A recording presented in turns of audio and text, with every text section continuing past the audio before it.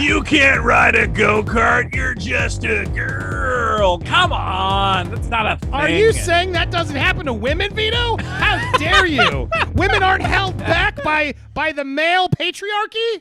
In a world filled with cinematic trash, it's easy to call out everything wrong with a movie. But what if we forced that lazy film criticism to stop hating on movies? What if they were forced to love them? We grabbed two of the most negative neck-bearded film critics on the internet and forced them to watch some of Hollywood's greatest dumpster fires. They'll go head-to-head, competing to see who can most convincingly defend these cinematic piles of Each man must fight to overcome his hatred, learn to love each wretched film, and confidently declare to the world that it is the best movie ever. Best movie ever is going to be part of my new movie channel, Movie World, where we only talk movies. So hit that subscribe button, that bell for all alerts, and then smash that like button and leave a comment down below with the movie you want to torture us with next. Hello, everybody. Welcome to Best Movie Ever. I'm Andy Signore, and I'm so happy to be here with Vito. What's up, Vito? Hey, how's it going, buddy? Vito, Black Widow opens this week, and I thought, You know what? What should have been the first female-led Avengers movie? No, we actually got Captain Marvel first. A lot of people have been requesting us to make this the best movie ever because I think they know I didn't like it. You had never actually seen it all the way through, right, Vito? No, this is my first time watching it, and it lived up to the expectations. Let's put it that way. Well, I went in with an open mind. I did, and right. I found some things I like, as is the theme of the show. So okay, yeah, that's we'll what see. happens. You do. I same thing here.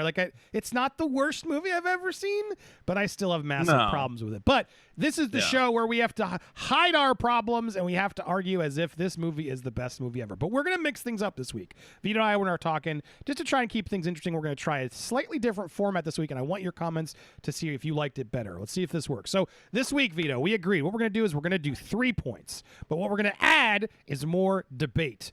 What's gonna happen is as we give each other our points, when the other person is up, they get a chance to fight, prompting the other fighter to have to defend their point. Because I think up against the ropes, defending points we don't actually believe in is where the fun debate and comedy is really going to come in.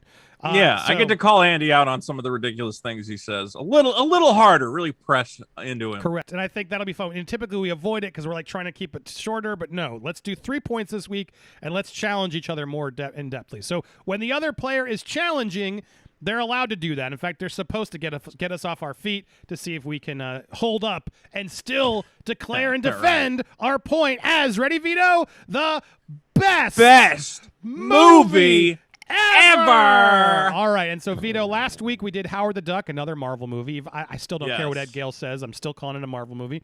But he deemed me the winner, Vito. So you get to choose whether you're going first or second this week. So what would you like to do? I want to say that Ed Gale almost inspired this new format because he challenged us on basically everything. He's like, you guys are idiots and wrong. What are you idiots watching? I've never been more humiliated than having Howard the Duck shit on me for an hour. That was wonderful. All right, I Vito. did lose, so you know what? I'm going to go first. Okay, all right. Well, there I got your number one up. There you go, Vito. Number one, why Captain Marvel is the best movie ever. Let's be clear. It's one man, Samuel L. Jackson.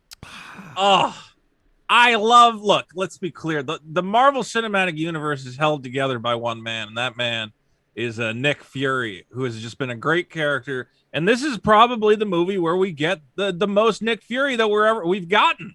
He's an actual character in the movie. He's not just sitting around wearing a coat, giving spooky little lessons and commands to the Avengers. He's there on the ground doing stuff. And even the de-aging technology makes it even more thrilling because it's like we're hanging out with old school Pulp Fiction era Samuel L. Jackson. He's got all the charm and charisma he's always had back in his younger body as him and Brie Larson just go on this crazy alien shape-shifting sci-fi whatever the heck adventure. I don't know, man. Samuel L. Jackson, just one of the greatest actors of all time. Like any time, he knocks it out of the park every time. Every time he's on screen, I love this man. I have a warmth in my heart just to see him, he's getting into trouble. He tries to be cool, but then he falls on his face. Like, he has such a range, and he plays that character so perfectly. How could you not love Samuel L. Jackson in Captain Marvel? Come on. I didn't love it, actually. I Shut understand up. where you are, but I legit have a problem with Samuel L. Jackson in this film. What? First of all, a cat scratch, Vito? Really? Isn't it? Come the on. Hardened Nick Fury taken out by a cat scratch. You okay? Yeah, it's just a scratch. That was ridiculous, and it was a tone throughout the whole movie that they made him so soft. This is the hardened Nick Fury, the world where he doesn't trust anybody, but they had to make him more optimistic for a family film. And, in the elevator scene, world-class spy Nick Fury, like, wait, you used my other name? Huh?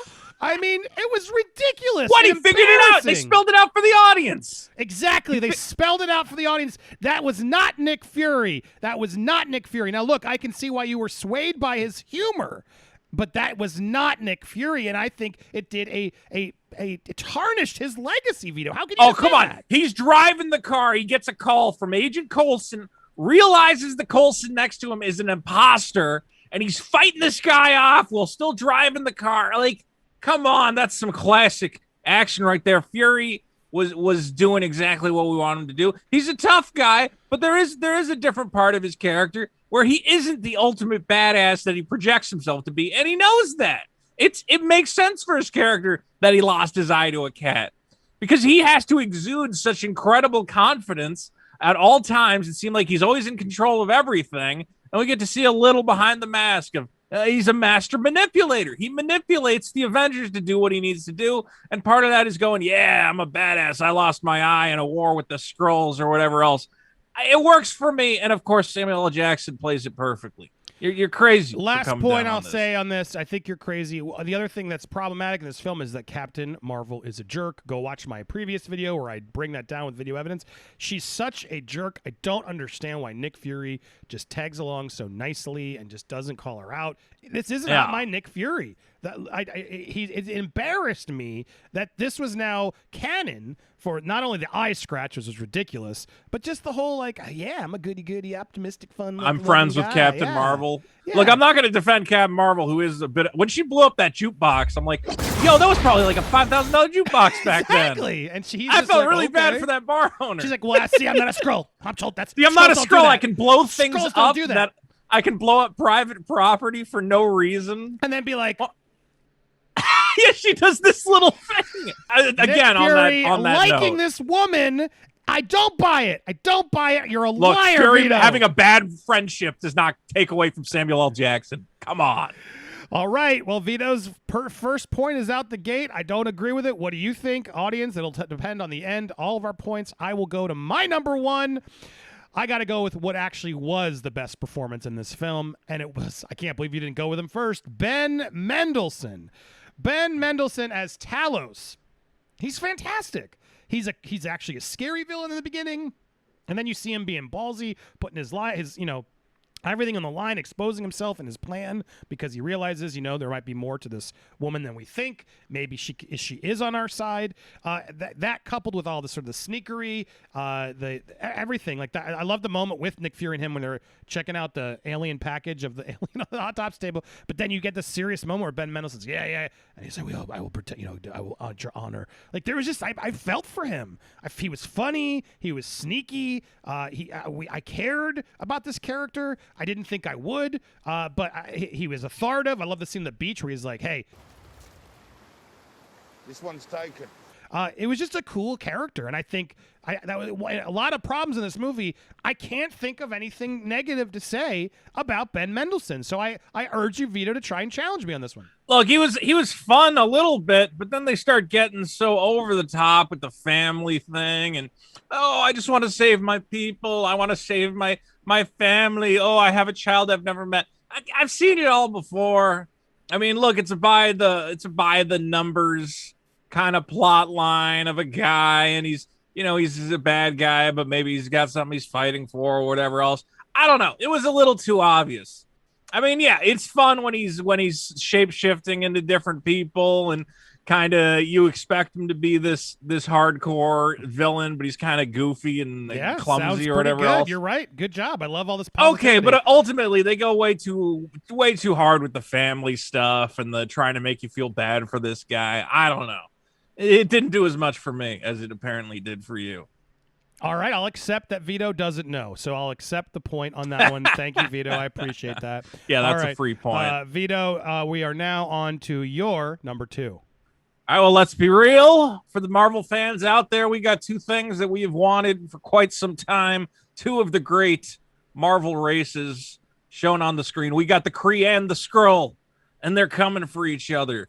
If you guys are Marvel Comics fans, you know that these are 2 of the oldest races in the Marvel Universe. They hate each other for various reasons, which I think change over the years. But just to see this race of, first of all, you have the Skrulls, which are the shapeshifters. They can turn into anybody, which adds so much interesting stuff, this constant thing of trying to figure out if you're actually talking to the right guy or if you're talking to a shapeshifter, which is used in a lot of fun ways throughout the movie. Trying to, they're using secret codes to try and figure out who's who. And, of course, you're hanging out with somebody and then all of a sudden it ends up being a doppelganger and you guys got to punch each other in the face. I think that works great in the movie. And then we get to see the Kree Society, which is also super interesting, a very, advanced alien society, very militaristic. Kind of reminds me of, the Krypton or something, the Kryptonians. And it's great to just see both of those elements start to enter the Marvel universe. I hope we're going to see more of it. I mean, we've already seen more with the Skrulls. I know they're helping Nick Fury out with Spider-Man type stuff or whatever else. I know they were impersonating Fury in what's that one, Homecoming. So I'm excited to see more of that, and it's just great to see these guys on screen. It's a great addition. I hope they keep moving in that direction for the cinematic universe, man. It's good stuff. Oh my God, you're so full of it. You do not Shut give a up. crap You about love either it. of these. Who the hell are the Kree? Come on. The Skrulls Kree that's where Captain Marvel's a Kree. Oh, great. Tell me more, Vito. Why are the Kree so great? They're great because they got powers and they're from space. Look, man, cool. I haven't read every comic book. But that's your number 2 point of how great the Kree are. Okay, cool. Where are the Kree from? What's their backstory, Vito? They're from the planet Kree, obviously. Nah, dude, all right, look, I read the Ultimates, and I know that, what do you call it? And then there's an Ultimate Captain Marvel. I know enough. Okay. I know more about the Skrulls. They're in space and they're from Kree. Are they? Okay. Look, all right, so the Kree, you lose on the Kree. Who cares about the Kree? Now, the Skrulls, are interesting. Fair. The Skrulls are interesting. But where the hell have they been, Vito? This movie takes place in 1995, and now we're in 2020 or whatever. Endgame's even later. And I guess now they're doing Secret Invasion, and clearly we're going to start unraveling that the Skrulls have probably been there. I'm sure we're going to get some dumb reveals like that. But my God, It seems a little silly that they've been around and doing this whole thing, and that we don't know where they are. That doesn't bother you at all? You mean the movie that establishes that they've been hunted to the point of extinction and have to go repopulate for 25 years? That doesn't give you enough of an answer as to where they've been. Well, then they must not be much of a threat then, huh? They're establishing this movie. They're like, we're setting up a new planet. They're going to repopulate and have just enough of them in time for the next Marvel Cinematic Wave. How convenient. It's going to be perfect. How convenient. Yeah. Convenient. I don't think you actually care. These are weird characters shoehorned in. Secret Invasion, lies. buddy. That's happening. The Skrulls are a coming. One of them's Elektra. I know that. Look, man, I read some comic books 15 years ago. Hearing Vito try to fake interest in the upcoming Marvel is quite I haven't read comic books in 15 years. I ain't got time for it. Look, but the Skrulls are cool. Okay. All right? Okay. I think Hawkeye Elektra was Hawkeye a Skrull? Who knows? They could all be Skrulls. Oh, lovely. That sounds great. It's very interesting. I think you're digging You're going to see. Digging your own hole here. Okay, well, I'm going to go on a Skrull. A real number 2. Yeah. Look, I think we both acknowledge we had problems with this movie. But you know what was fun throughout this movie? Going back to 1995. No, I mean, come on!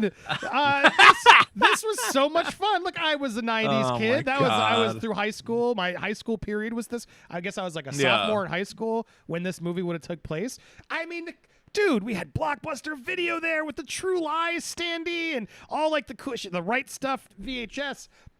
It was just so fun to like go back to that time period. But it wasn't just the blockbuster hit. No, she's got to go to Radio Shack. We got payphones. I mean, I got a whole list here. I mean, how about the fact that we got Street Fighter and on the stand-up, we had Garbage on the soundtrack. I mean, the soundtrack, my God, a pure 90s soundtrack. I'm only happy when it rains. And then we got the 9 Inch Nails shirt. I'm like, I had that shirt. That was a badass. Okay, to be fair, that is the only 90s reference where I'm like, all right, that is a good shirt.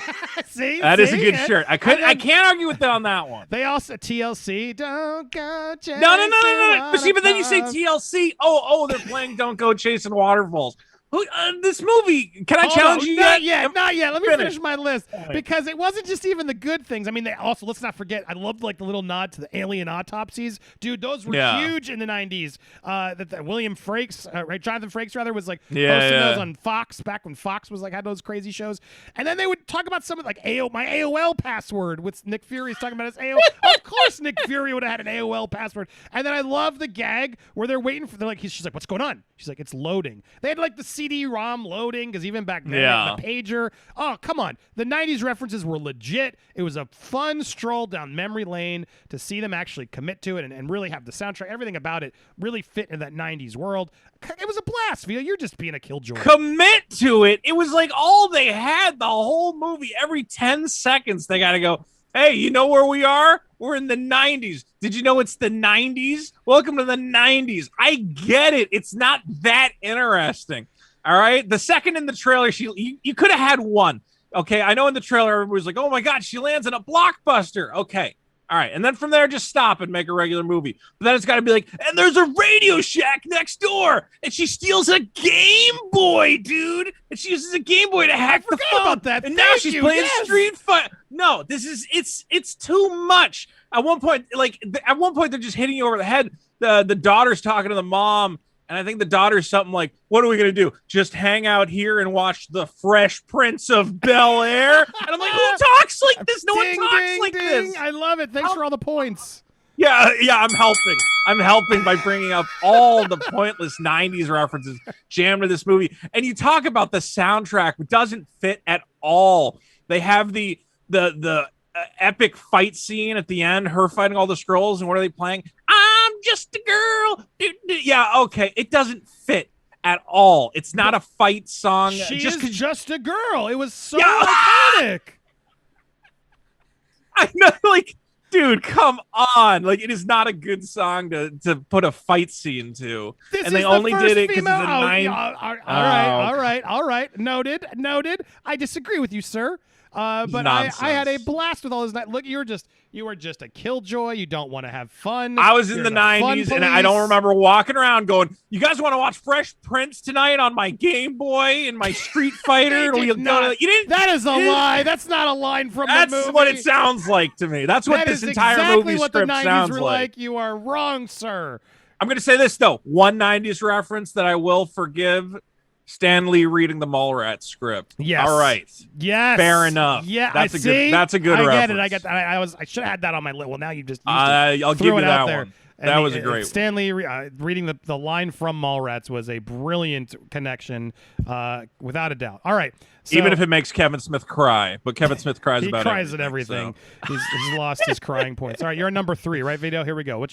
I'm on number 3. Let's get your number 3. I think people know this about me. I love a certain type of animal, and thankfully this movie gives it to me in spades. We got the cat.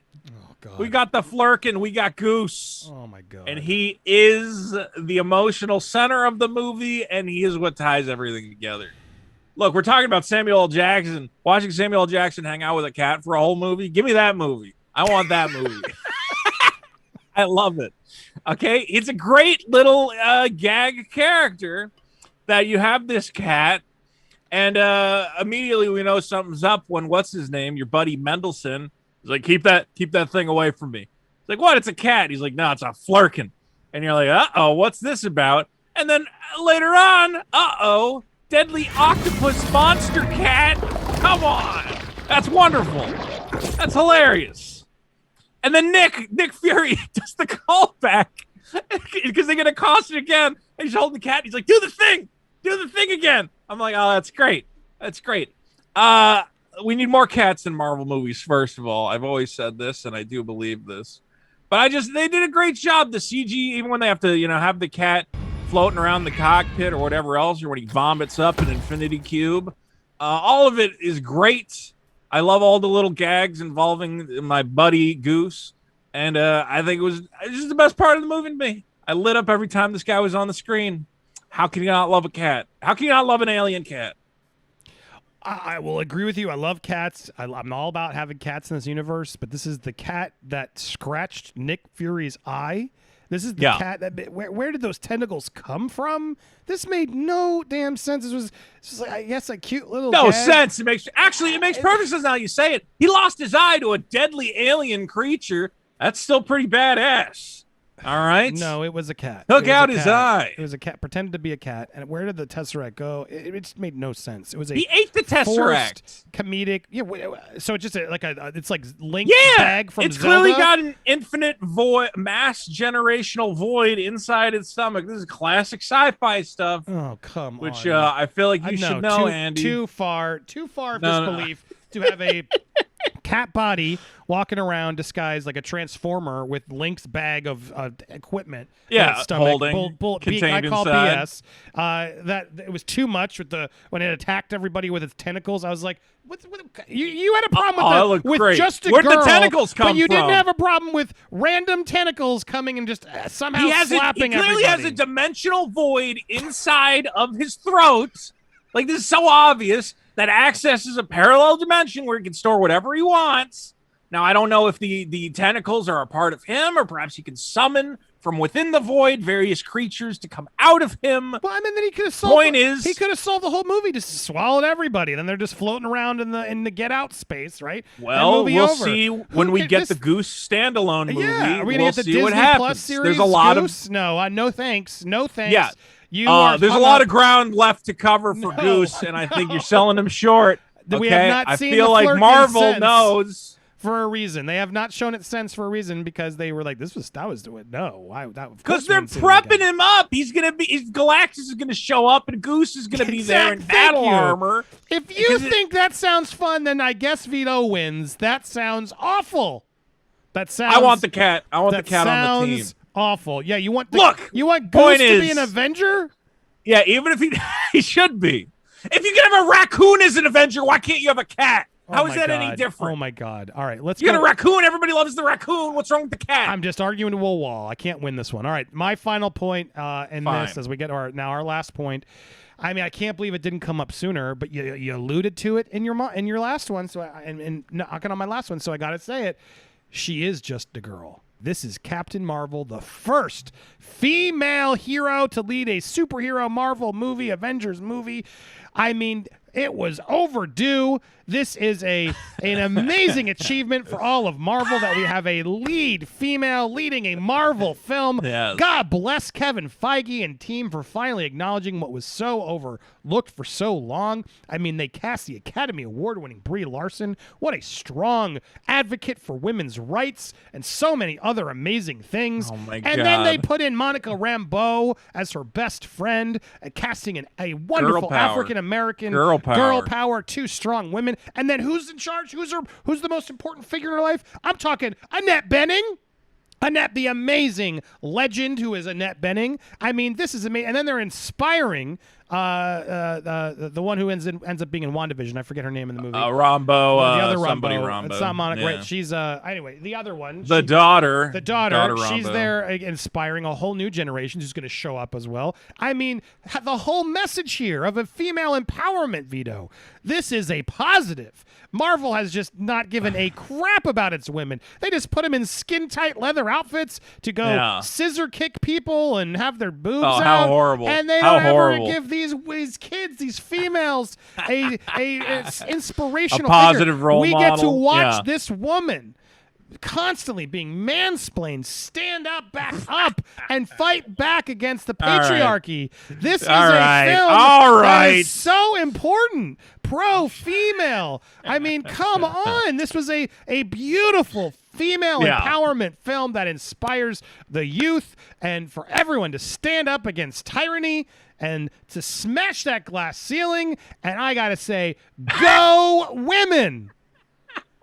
Yeah, they so skillfully weaved it in there that you don't even notice it at every point in the movie, where every single line is about, well, a man wouldn't be able to do this, honey. You're not a man, so you'll never be any. This movie hits you over the head. Every flashback is a man telling her, you'll never fly through space with a magic suit. Have you ever? You clearly did not grow up as a woman, Vito. Listen to your maleness just speaking for stuff you don't even understand. I mean, you can't ride a go-kart. You're just a girl. Come on. That's not a thing. Are you saying that doesn't happen to women, Vito? How dare you? Women aren't held back by the male patriarchy? Yeah.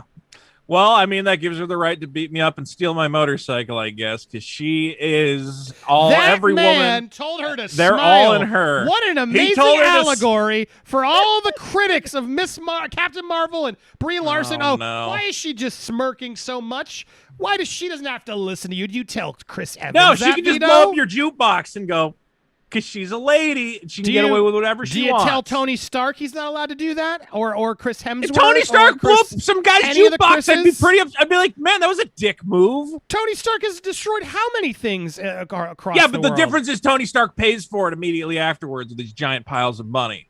If you got money, you can do whatever you want. She's just a lady who shows up and breaks stuff and then goes, well, when men do it, it's okay. Strong female when women character. do it, I mean, think about it. Right now, Britney Spears is being held against her will. They're deeming her crazy. Nothing to do with Britney. And you know who they don't deem crazy? Kanye West. The men rule this world. That man can run for president. Even though he's even crazier, and we got no problems with it. The women are held down, they're held back, and you are just a sexist. You're anti-woman. It's so clear the way I hear you speak. Oh, you're right. I'm a misogynist. This is a I feel like the whole soundtrack should have been a Melissa Etheridge joint. You should have Alanis. Like just the most empowered women. You mean like the Lilith Fair? Yeah, that would. Yeah. I mean, what a she should have went to Lilith Fair. Sarah McLachlan, Indigo Girls. Yeah, closer I am to find. I don't want to see Andy's record collection at this point. I think I'm understanding why you chose this point.